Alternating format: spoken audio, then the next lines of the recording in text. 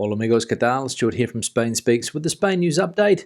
And Prime Minister Sanchez yesterday hinted at the fact that the government may extend the anti-crisis measures that it has in place to mitigate the effects of the war in Ukraine. But more about that in just a moment.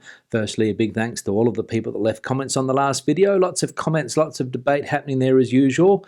Thanks to people that supported the channel through a donation or by buying me a coffee or by using the new Super Thanks option. Many thanks for that. Thanks to people that bought merchandise, and a big thanks to my patrons on Patreon for your ongoing support. Now, let's get into the news. And as I said yesterday, Spanish Prime Minister Pedro Sánchez hinted at the fact that his government may extend the anti-crisis measures that have been in place for the last few months beyond the 30th of June. As we can read here, Sánchez opened to extending Ukraine crisis measures beyond the 30th of June. The Spanish Prime Minister, Pedro Sánchez, said on Tuesday that he is open to extending the measures approved in Spain to deal with the economic and social consequences of the war in Ukraine, which expire on the 30th of June. We are open to extending the measures beyond the 30th of June, he responded to questions from journalists. Sánchez recalled that the anti-crisis decree that the government brought forward has allowed measures such as tax cuts to reduce the price of electricity, specific aid to sectors such as transport or the primary sector,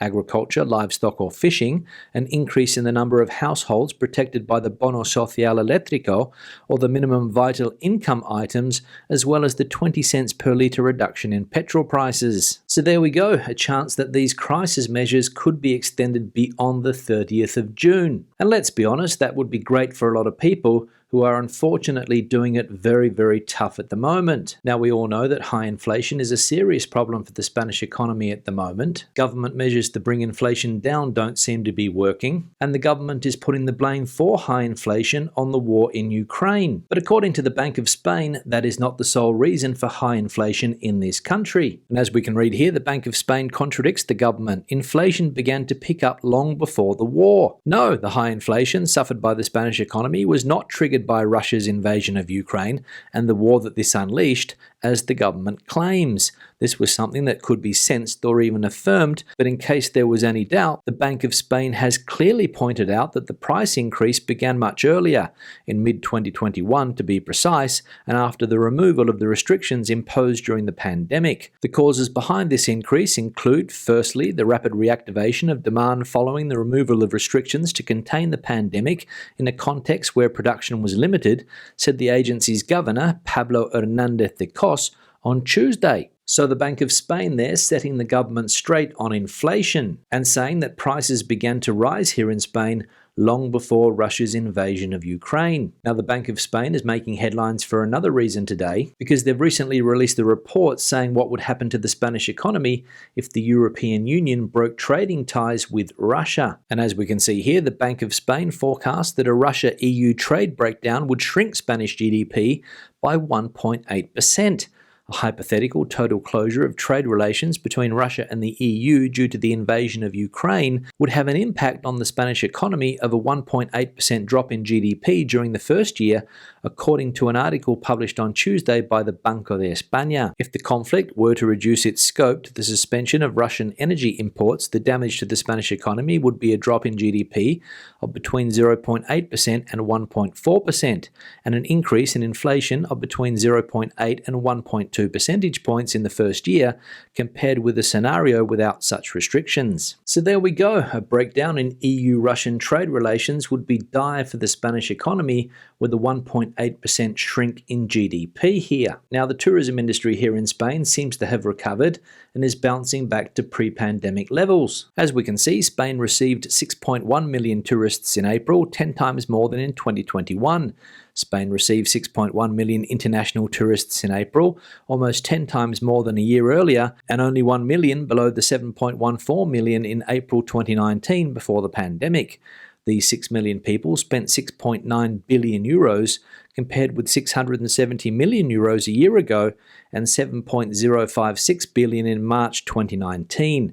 With this new upturn in April, the arrival of international tourists and their spending in Spain has now accumulated 11 consecutive months of year-on-year increases. So Spain's still proving to be a popular destination for international tourists, with 6.1 million international tourists arriving in Spain in April and spending close to 7 billion euros. Now, another high-profile former international leader has taken advantage of Spain's golden visa system. And as we can see, it's former Mexican President Enrique Peña Nieto who has settled in Spain with this visa. Mexico's ex-president Enrique Peña Nieto has settled in Spain. The former head of the Institutional Revolutionary Party, the PRI, which governed Mexico between 2012 and 2018, applied for a 2-year residency and work authorization that was granted in October 2020, according to sources familiar with the case. The permit that Peña Nieto has is known as a so-called golden visa, a procedure that awards legal papers to foreigners who spend at least 1 million euros on acquiring Spanish assets, who have a business project, or who buy at least 500,000 euros worth of real estate,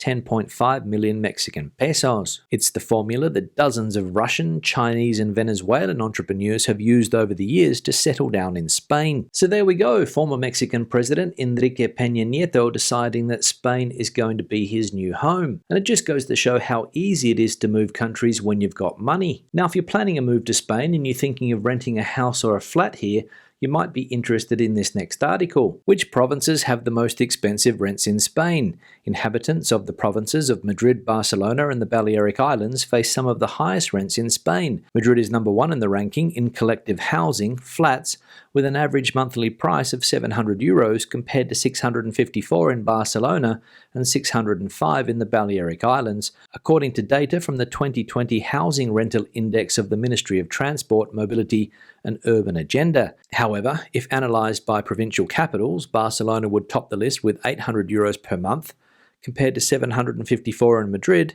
and 650 in Palma. And if we have a look at a map of Spain and the average price of rents around the country, we can see how things vary. The dark red places, Madrid, Barcelona, the Balearic Islands, the places with the highest rents in Spain. And luckily there are plenty of places around the country where average rents are not above 400 euros a month. So good to see that there is still some affordable housing left in Spain, but unfortunately you won't find it in the big cities or the Balearic Islands.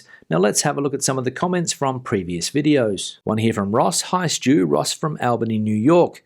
Yeah, the pickpockets are a problem, but at least you're not getting robbed and shot as well. Yeah, Ross, thanks for the comment and referring to something that we saw in yesterday's live stream about how the city of Barcelona is rife with street crime. But luckily, and as we also saw yesterday, the government there has finally decided to do something about it. A lot of people in the chat section yesterday told us about their experiences with street crime in Barcelona, but fortunately, and as you pointed out in your comment, you're unlikely to get mugged and shot at the same time, which is a pro, because as we all know, Spain does not have a gun culture, and thank heavens for that. One here from Kaylee. My daughter's girlfriend went to the fan zone in Paris for the footy from Toronto, and 2 had their phones stolen. Yeah, Kaylee, thanks for the comment, and also referring to something that we spoke about in yesterday's live stream, last weekend's Champions League final and the amount of people that got mugged there. Apparently, organised youth gangs on the outskirts of Paris went absolutely berserk and were stealing everything that they could get their hands on. In fact, people who were at the final have said that they have never seen anything like it. And the French government has been very, very slow to admit exactly what happened that weekend. So street crime out of control in Paris,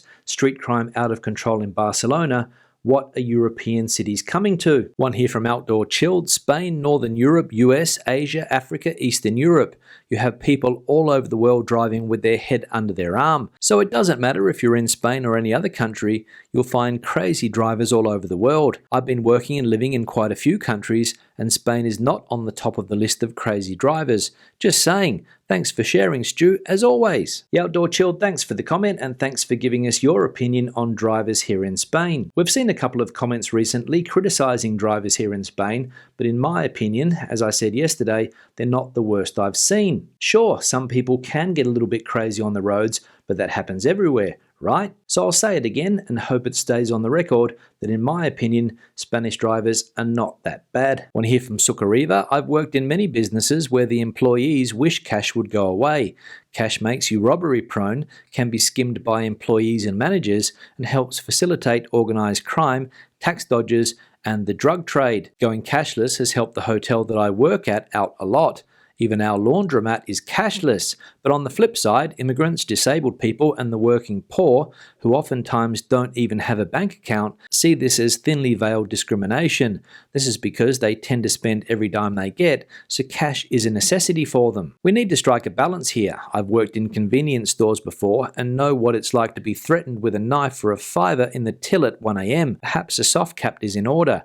Businesses must take cash during the day but can exclude doing so at night for safety reasons. Yes, Sucariva, thanks for the comment and thanks for sharing your ideas on the debate that we have been having on this channel recently about the use of cash here in Spain. We saw the other day how the Spanish government has passed a royal decree that guarantees people's rights to use cash, because obviously some businesses were refusing to take cash and people weren't happy about that. And you're right, I think we need to find a balance between the two. Maybe, as you said, allow cash to be used during the day, but ban its use at night in order to avoid robberies. So an interesting topic, and if anybody else has an opinion on this, please let us know in the comment section below. One here from Harjit, hey Stu, don't you find it unfair the Brits are demanding an easy way out to get a Spanish driver's license, while you and the rest of the world have to go through the long process of learning Spanish and doing the test? Yeah, Harjit, thanks for the comment, and to be honest, I'm a little bit 50-50 on this one. Part of me thinks sucked in, the majority voted for Brexit and for the UK to become a third country, and therefore third country rules apply. And you're right, if you come to live in Spain from Australia, the United States or Canada,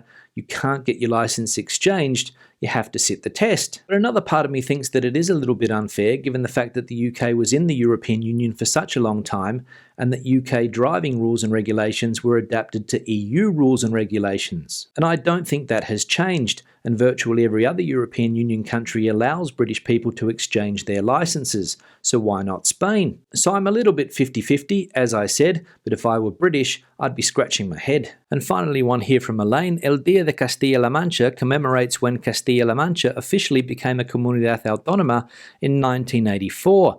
Every year there are special celebrations. This year they were held in Tarancon. Yeah, Elaine, thanks for the comment and thanks for telling us the story behind the Castilla-La Mancha Day that was celebrated yesterday. I asked yesterday how the celebration came about, and as you said, it commemorates the day that Castilla-La Mancha became an autonomous community back in 1984. And the place that you mentioned there, Tarancon, is only about 60 kilometers away from where I live, just down the Valencia highway. So the Madrid community and the community of Castilla-La Mancha, so close yet so far away. On that note, I'll wrap the video up. Questions and comments, please leave them in the section below.